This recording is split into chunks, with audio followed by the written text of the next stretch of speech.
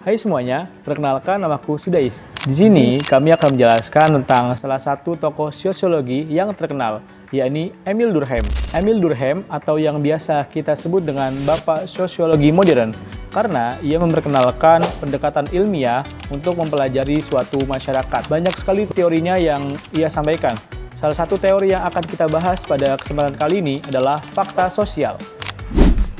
Fakta sosial menurut Emil Durkheim sendiri adalah cara bertindak, berpikir, dan merasa yang berasal dari luar diri kita bisa mempengaruhi, bahkan memaksa kita untuk mengikutinya. Fakta sosial itu seperti kekuatan tak terlihat. Kita tidak membuatnya, tetapi kita ikut di dalamnya, seperti nilai, norma, aturan, atau adat istiadat. Durkheim menjelaskan ada 3 ciri utama fakta sosial. Yang pertama ada eksternal. Artinya, fakta sosial berasal dari luar diri kita. Contoh, kita berangkat sekolah jam 7 pagi. Itu bukan karena keinginan kita, melainkan karena ada aturan yang mengikatnya. Yang kedua, memaksa. Jika kamu melanggar, kamu akan mendapatkan sanksi, cibiran, ataupun teguran dari orang lain. Itu yang membuat kamu harus patuh terhadap aturan tersebut. Yang ketiga, umum. Fakta sosial berlaku untuk banyak orang, bukan cuma 1 atau 2 individu.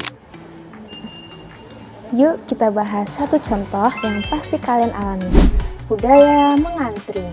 Saat mengantri makanan, meskipun tidak ada yang mengawasi, kita harus berdiri dengan sesuai urutan. Kenapa? Karena itu bentuk norma sosial. Dan jika dilanggar, akan ada tatapan sinis, sindiran, bahkan teguran. Dan ini bukti bahwa fakta sosial punya kekuatan untuk memaksa. Dan contoh lainnya, salam ketika bertemu, berpakaian sopan ketika di tempat umum, dan berdiri ketika lagu kebangsaan dinyanyikan. Sekarang kita lanjut ke bagian yang paling dekat dengan kehidupan sehari-hari kita, yaitu fakta sosial dalam era modern. Zaman sekarang, norma sosial nggak cuma didapat dari keluarga maupun sekolah, tapi juga bisa dapat dari media sosial. Misalnya saja tren standar kecantikan.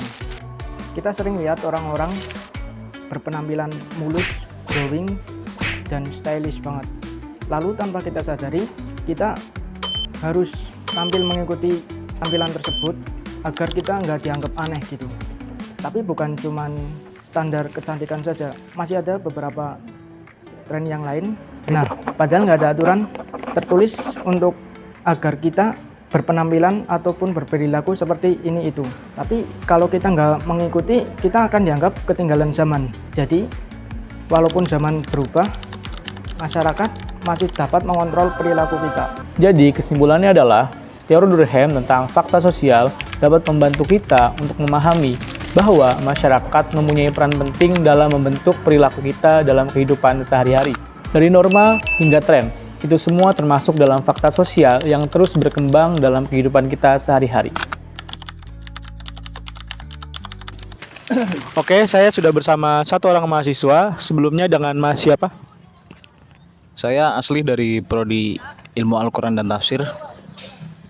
Oke, Masnya pasti sudah belajar kan tentang teori Durkheim di sosiologi agama. Nah, saya mau menanyakan, kan Durkheim itu ada satu teorinya tentang fakta sosial. Masnya masih ingat nggak apa sih itu fakta sosial? Fakta sosial adalah aturan atau kebiasaan dalam bermasyarakat yang mengatur cara kita berpikir dan bertindak, gitu singkatnya. Oke, jadi sebenarnya fakta sosial itu nggak ada aturan tertulis gitu ya Mas, tapi kayak sudah tradisi di masyarakat tersebut gitu. Makanya kita itu harus tunduk pada dan patuh pada aturan dalam masyarakat itu ya Mas. Masnya mungkin bisa mencontohkan dalam kehidupan Masnya sehari-hari saja tentang contoh fakta sosial. Saya ambil contoh dari kehidupan saya sendiri yang saat ini saya alami ya. Itu pada saat saya pulang dari kampus gitu misalnya, kan kebetulan saya ngekos di daerah yang sempit gitu, masuk ke gang-gang gitu. Nah itu motor saya kan knalpotnya brong ya Mas ya. Berisik gitu. Berisik ya. Jadi saya dengan inisiatif saya sendiri gitu kan, biar nggak diomongin sama warga daerah situ gitu. Akhirnya saya inisiatif buat matiin motor gitu, biar nggak jadi omongan lah di situ lah. Ya. Oke, berarti sebelumnya tuh ya sudah ada lah ya, selain Masnya yang mungkin di situ pulang malam ataupun berisik knalpotnya lalu jadi omongan warga sekitar ya Mas? Ya dulu pernah ada yang gitu, kebetulan teman saya sendiri ya gitu bawa motor knalpot brong terus masuk ke situ nggak dimatiin tuh motornya. Akhirnya ya itu kena omongan warga daerah situ.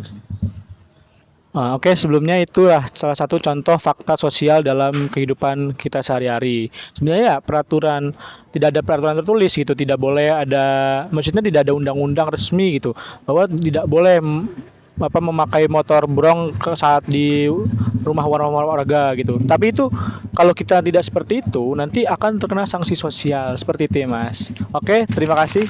Terima kasih telah menonton video kita tadi. Semoga dapat bermanfaat bagi kita semua dan membuat kita jauh lebih peka lagi terhadap masyarakat sekitar kita. Kami semua pamit undur diri. Dadah. Dah.